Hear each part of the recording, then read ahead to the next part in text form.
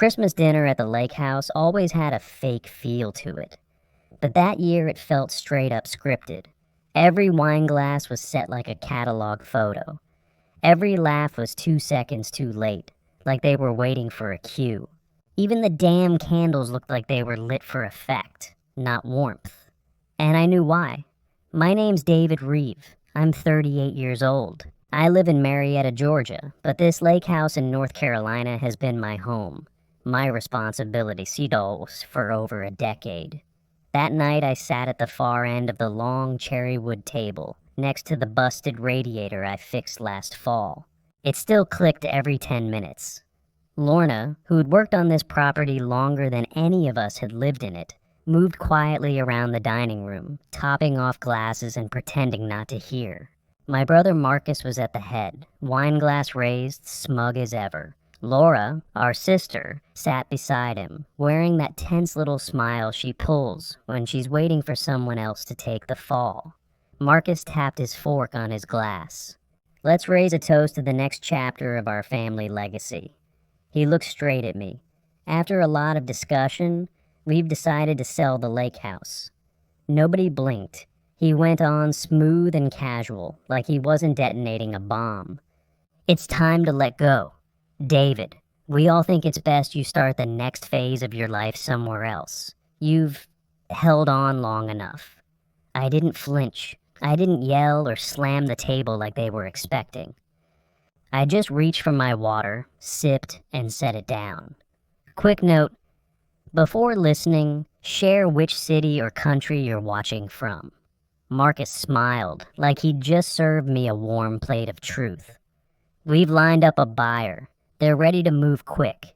This place will be a boutique resort by next summer. You'll land on your feet, I'm sure. Laura nodded like she actually believed that. Our mother, silent as always, just folded her napkin slowly.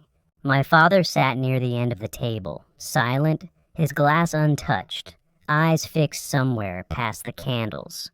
I glanced around the room. Same walls I painted after the last hurricane. Same floor I restained 2 summers ago. Same pipes I crawled under the house to fix in the dead of winter. But none of that mattered to them. To them, I was a stray dog that hung around too long after Dad stopped caring. They thought I was freeloading. They thought I was dumb enough to fix their messes for free while they handled the grown-up decisions. They thought I had no backup plan. They were wrong. I leaned back in my chair and smiled. Sounds like a big move. Hope you read the fine print. Marcus raised an eyebrow. Meaning? I folded my hands. Just that I hope whoever signed off on that sale knew who the legal owner was. He stared at me for a second. The candles flickered. Laura's fork stopped midair. 3 years ago, back when I still wore the company badge and parked in the Reeve Capital Reserve lot, I noticed something off in the pension reports. A few names missing, numbers not lining up. I brought it to Marcus, thinking maybe it was just an error in the system. He smiled and clapped me on the shoulder like I was 5. Don't stress the accounting, we got people for that. That was my first red flag. The second came a week later, when my login stopped working. HR told me my role was being restructured. No warning, no thank you. Just an email and a security escort. Laura wouldn't take my calls. Dad wouldn't look me in the eye. A month later, I found out Marcus had gotten him to change his will. Right in the middle of what the doctors called a cognitive fog episode. He was in and out of the hospital, confused half the time. And Marcus used that to lock me out completely. When the new paperwork came through, my name was gone. Just gone. Like I'd never been part of the family plan at all. They told the board I'd been erratic, that I'd misused project budgets and had emotional breakdowns at client meetings. All lies. And the worst part? People believed them. Because Marcus was smooth, and Laura knew how to smile through a knife wound. I moved out of the city a few weeks later, burned out and broke. I picked up side work under a fake name. Contracts, consulting gigs, anything to keep my bills paid and my head down. But I wasn't licking wounds. I was building a case. Every fake invoice, every offshore payment, every quiet little deal they thought no one saw. I tracked it all. And then one day, during a routine record search, just to keep myself sane, I caught something. Marcus had refinanced the estate trust, not for the company, for himself. He dumped a 7-figure stock portfolio to cover margin losses, and used the property trust as collateral to stop the bleeding. It was quiet, buried in layers of shell companies and proxies. But it was there. And worse, the trust had already defaulted once. That was my breaking point. I stopped hoping for reconciliation. I started buying up pieces of their mess, quietly, surgically. I set up a holding company in Delaware. I used a friend's firm to handle the paperwork. I kept the Reeve name out of everything. They thought I was off the grid, living in the woods fixing plumbing. In reality, I was documenting every single illegal move they made, while slowly, legally reclaiming what they stole from me. I learned how to file property claims, how to track asset transfers. I even hired a former IRS auditor for 6 months just to teach me the red flags. It wasn't revenge, it was survival. They built their empire on confidence and manipulation. I rebuilt my life on receipts.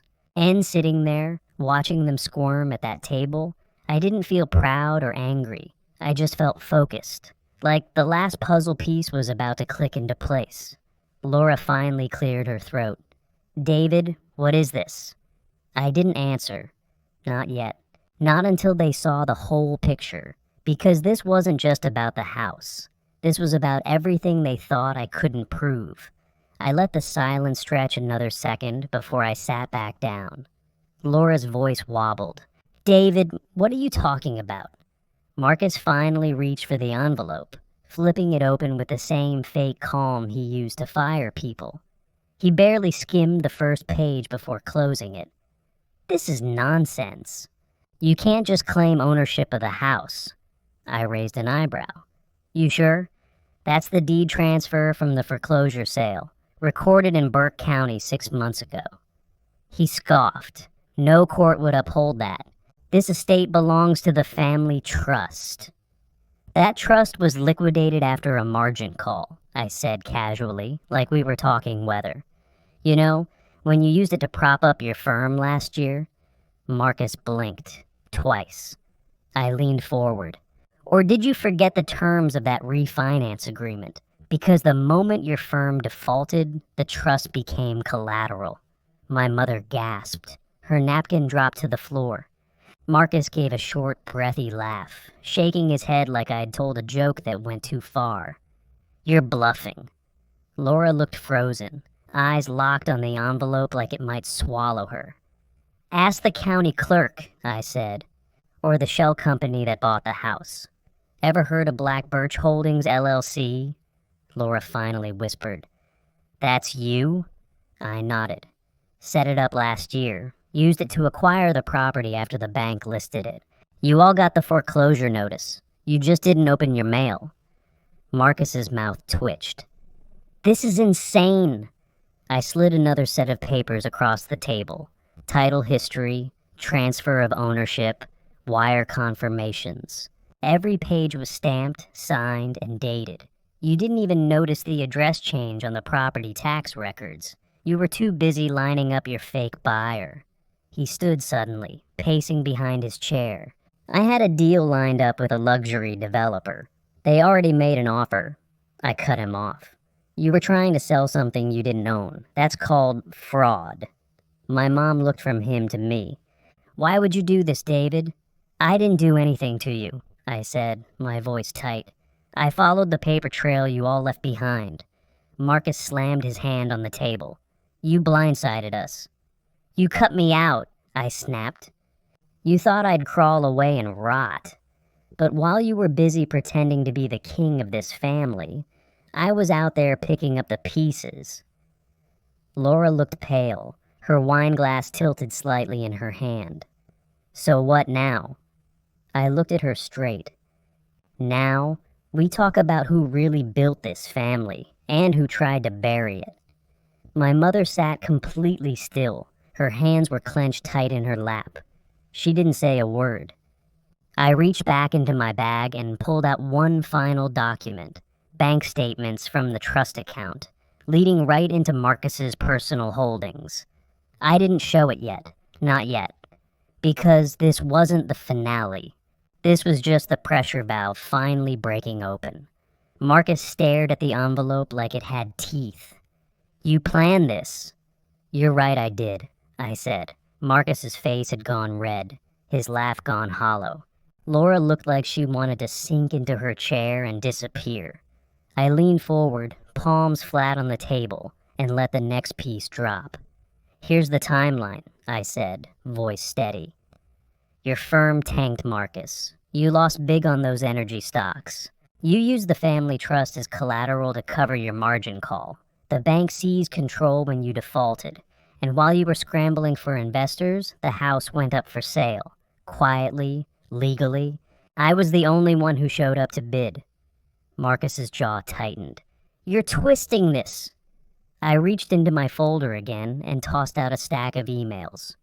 "These are yours, Laura. Internal memos, doctored reports, all with your signature. You filed false compliance paperwork to block me from getting access to the company records. You told the board I was mentally unfit." Laura's face drained of color. "That's not true." I cut her off. "It's true enough that I've got 3 different copies, and they don't match. You edited them to erase my access." Her hands shook as she pushed the papers away, like just touching them would burn her. Then I dropped the real bomb, a thick stack of wire transfer logs bound with a clip. "And here's where the trust money really went, straight into accounts in the Caymans. Marcus, you siphoned off more than $2 million under consulting fees. You used our father's legacy like your personal ATM." Marcus barked out a laugh, too sharp to sound natural. "Those are fabricated. No one will believe this." I stared him down. "They don't have to believe it. It's documented. Every single transfer has a routing number, timestamp, and approval code, all under your login." The room went dead quiet. My mother sat frozen, her lips pressed together so hard they'd gone white. Finally, I turned my eyes to my father. He'd been sitting stiff in his chair, his glass untouched, his expression carved out of stone. I locked eyes with him. "You knew," I said. My voice was low even. "You knew everything. You just thought I couldn't prove it." For a moment, nothing. Then his jaw twitched. He opened his mouth, but no words came. I leaned closer. "You let Marcus run wild with the trust. You let Laura falsify records. And when I raised questions, you backed their story instead of mine. You sold me out in favor of your perfect heirs." My mother finally stirred, her voice barely above a whisper. Is this all true?" No one answered. Marcus looked down at the floor. Laura wiped at her eyes but didn't speak. I spread the documents across the table like playing cards. "This isn't revenge. This isn't payback for you cutting me out. This is restitution. Every page is notarized, every filing is public record. You can scream, you can deny, you can call me a liar, but the paper doesn't care. The law doesn't care." I gathered the last document, the deed transfer, and held it up between my fingers. Marcus slammed his fist on the table, but the sound rang hollow. Laura didn't even look up. My father turned his head away, staring at the dark window like the answer might be hiding outside. My mother's hands trembled as she reached for one of the papers, scanning it with wide eyes. Her voice cracked. "My God." I sat back in my chair, calm and unshaken. "You wanted to bury me. Instead, you buried yourselves. All I did was dig up the dirt you left behind." The papers on the table lay scattered like broken glass. Marcus leaned on the back of his chair, chest heaving. Laura kept her eyes fixed on her lap. My father hadn't moved in minutes. I wasn't done, not even close. "There's one more piece," I said. My voice cut through the room. "Aunt Ruth." Laura's head snapped up. I pulled another folder from my bag. thick, heavier than the rest. I laid it on the table and slid it slowly toward her.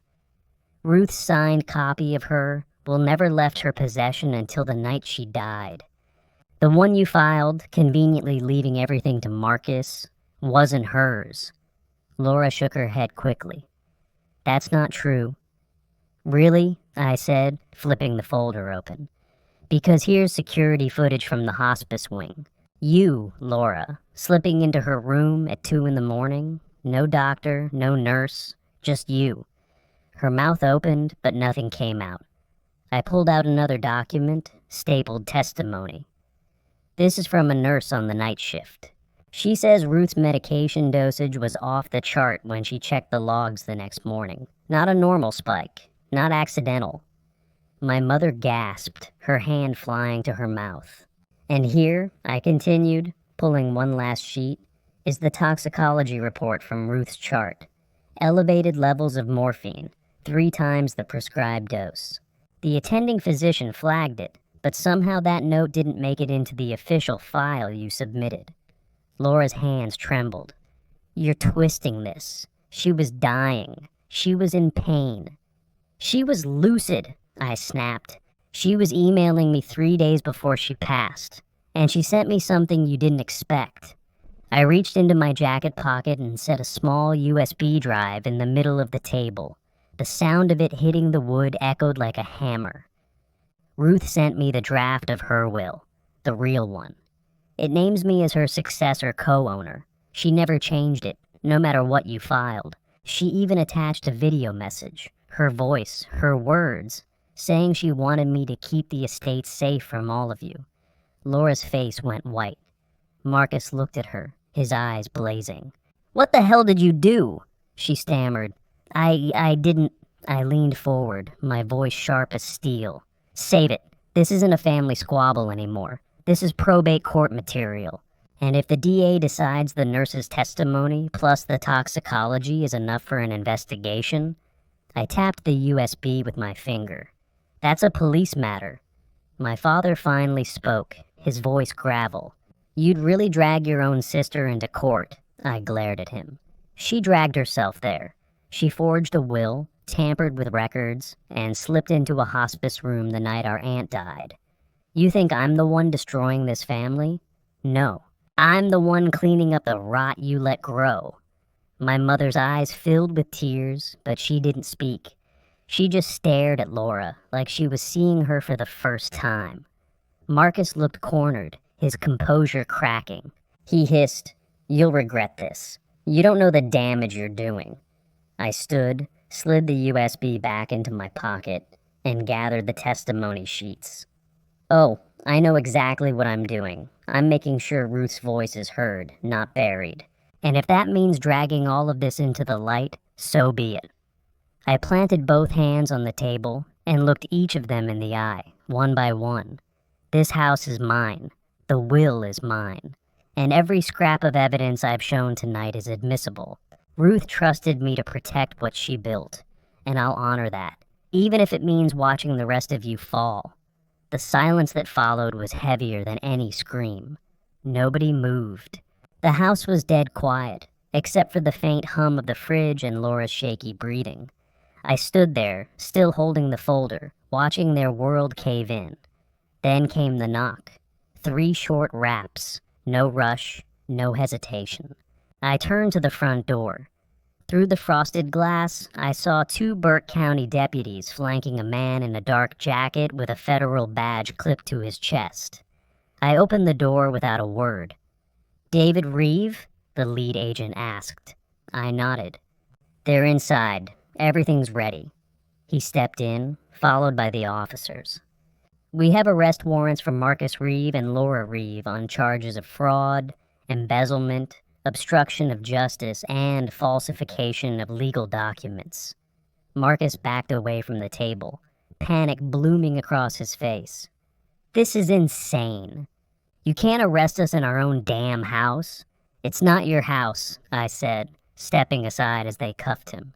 Not anymore. Laura didn't say a word. She just started crying, soft broken sobs, as they read her rights and secured her wrists behind her back. My father stood up, face red, fingers shaking at me. "You self-righteous little bastard. Look what you've done. You ruined this family." I met his glare without flinching. "No, you did that. I'm just turning on the lights." His mouth opened, but nothing came out. There was nothing left to say. The agents led Marcus and Laura past the Christmas tree, still lit, still blinking like it hadn't noticed the collapse happening around it.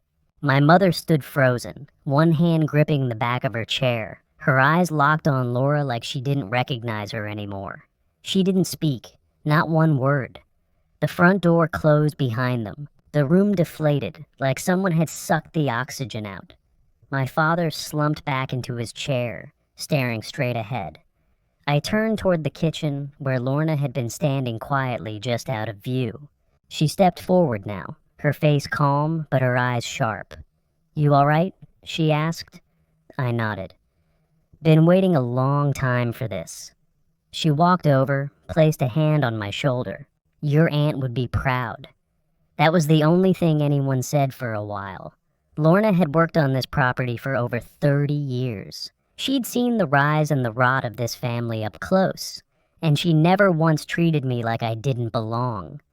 When everyone else looked past me, she saw me. She was still here. That said more than anything. I looked out the window as the squad cars pulled away, their tires crunching over old gravel and fresh snow. This place had held so many lives for so long. Now, it held something else, something earned. I didn't feel victorious. I felt clear, grounded, and for the first time in a long time, I wasn't alone in this house. 3 months later, the house didn't smell like old money anymore. It smelled like sawdust, motor oil, solder, and fresh coffee. It smelled like progress. The estate was now the Reeve Center, a non-profit trades and tech training hub for underprivileged young men. We opened quietly, no ribbon cutting, no press. Just a new lock on the front gate and a purpose that didn't involve trust funds or manipulation. The old garage, now a mechanic shop. We had 6 kids enrolled in the first rotation, tearing apart a beat-up Civic on day 1. The music room, the one Marcus used to show off his expensive speakers, had been gutted and rebuilt into a carpentry lab. Real tools, real benches, real sawdust. And the dining room, where Laura once raised crystal glasses and lied to my face, was now a shared design space. 3D printers, drafting tables, laptops humming with energy. I lived upstairs in a modest studio we built above the north wing. Just enough space for a bed, a desk, and some peace. I didn't need anything more. Lorna handled the daily grind. She was now the official director of operations. Watching her run morning check-ins and class rotations with the same sharpness she once used to manage the estate staff, that was the best decision I ever made. She kept this place from turning into chaos. She knew how to run things without stepping on people. One morning, I stepped into the hallway just in time to see Cousin Kevin running cable through the ceiling tiles with one of our volunteer electricians. He looked up, grinned, and wiped his hands on his jeans. "Hey Dave, we're almost done rewiring the west wing. Should be good for the computer lab next week." I smiled back. "Nice work. You good on supplies?" "Yep. Lorna's got us stocked. And I'm starting HVAC next month." Kevin used to be Marcus's errand boy, always chasing petty jobs, always broke, always looking for someone to tell him what to do. Now he was working on his trade school certification with a full scholarship from the center. He earned it. Nobody gave him anything. That was the rule here. You show up, you try, and you own what you build. I made a slow loop through the common areas. Voices echoed through the hall, tools clinked on metal, keyboards tapped in steady rhythm. The walls that once held secrets were now lined with whiteboards covered in blueprints, project plans, and job postings. These kids weren't from wealth. Most of them barely finished high school. Some hadn't. But they showed up every morning, ready to learn something real. Nobody here was playing games. I paused at the bottom of the stairs, watching a group huddle around a welding diagram, arguing about which torch setting would give a cleaner joint. This wasn't some shiny charity stunt. It was practical, honest. I built this place with one goal: give the next generation what my family never gave me, a shot at something solid, something earned. Lorna passed by with a clipboard and gave me a nod. "Lunch in 20. You should eat today." "I will," I said, grinning. I took one more lap through the halls. The house was different now, louder, rougher, alive. For the first time in years, every corner buzzed with purpose. After the last welding class wrapped up and the lights were dimmed for the night, I headed back upstairs, past the second-floor landing, where the old family portraits used to hang. I'd replaced them with student photos and group shots from job sites. Smiling faces, calloused hands, safety vests, name tags. My mother lived in a small condo up in Concord, New Hampshire. Second floor, clean and quiet, near a park she liked. She never asked where the rent money came from, and I never told her. I wired it through a management firm, same as the groceries that showed up every Monday like clockwork. We talked sometimes, birthdays, holidays, a random phone call every couple weeks. But never about the others. Not Marcus, not Laura, not Dad. That part of the story was done. She didn't ask for details, and I didn't offer them. Whatever comfort she had now, I made sure it stayed steady, quiet, dignified, no strings. She'd made her choices. I made mine. Back in my office, I opened the bottom drawer of my desk. It was full, jammed actually, with letters. Most were handwritten on notebook paper, some typed on public library computers, folded and taped like the writers were scared they might fall apart in the mail. "Mr. Reeve, I passed my GED yesterday. My mom cried when I showed her. Just wanted to say thank you for helping me get my first welding cert. Got a job starting Monday. Pays real money." Before this place, I didn't know anyone gave a damn if I showed up or not. Every single one went in the drawer. Didn't matter how short or sloppy. I kept them all. Lorna laughed at me once for organizing them by month. I told her it wasn't for show. It was my ledger, proof that legacy didn't have to come from bloodlines or bank accounts. The Reeve name didn't sit on any corporate board anymore. It wasn't tied to hedge funds or fake charities or glossy newsletters. We weren't in the business registry, and I didn't care if we ever were again. But around here, around Burke County, it meant something else now. It meant a second chance. A kid who'd flunked out of high school but now ran diagnostics on electric forklifts. That was Reeve Center, a single mom's son who used to get picked up for tagging walls, now building cabinets for union pay. That was Reeve Center. And me, still up most nights filling out grant forms and budgeting for another row of laptops. We were all building the same thing. Something that couldn't be inherited or stolen or rigged. I closed the drawer and leaned back in my chair. The room was quiet except for the hum of the old heater kicking on. Maybe no one would ever write a book about what I did here. Fine. The people who mattered knew the truth. And that was enough. Snow tapped softly on the windows as I made my way down the hall, the floorboards creaking under my boots. The place was quiet. End of day quiet, not empty. Lights were still on in the west wing, where the last welding class had wrapped just an hour ago. You could still smell burnt metal in the air. I stepped into the old study, now my office. Same high windows, same heavy door, but the shelves held textbooks and shop manuals instead of finance ledgers. I dropped my keys on the desk and rolled open the blueprint spread across the table. The new wing was taking shape. Welding lab on the lower level, housing for 8 apprentices above it. Shared kitchen, showers, the basics. Nothing fancy, just enough to give a kid who had nowhere else to go a bed and a door that locked. That was enough. I heard faint voices and headed toward the common room. 10, maybe 12 teens gathered around the projector wall, watching YouTube tutorials on Python and JavaScript. A few took notes. One kid sat cross-legged with a busted laptop in his lap, half the keys missing, still tapping like he knew exactly what he was doing. No one noticed me standing in the doorway. That was the best part. The air was warm, not just from the radiators, but from the rhythm of it. This pulse of motion and energy that never came from money or inheritance. It came from purpose. These kids weren't waiting for handouts. They were figuring things out, one line of code, one stripped bolt at a time. On my way out, I passed the old mantle. Most of the stuff that used to sit there was gone, boxed up long ago. But one photo stayed. Aunt Ruth, sitting in her garden, wide-brimmed hat on, coffee mug in hand, looking straight at the camera like she knew what was coming. I stopped and whispered, "Still in the family, just the right part of it."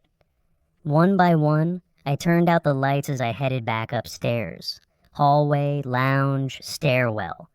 The house dimmed slowly, like it was settling in for the night, not shutting down. The kind of quiet that doesn't feel heavy, just full. Outside, the snow kept falling steady. No storm, no wind. Just a slow drift across the old gravel driveway, erasing every tire track, smoothing over the past. I didn't feel like I'd won anything.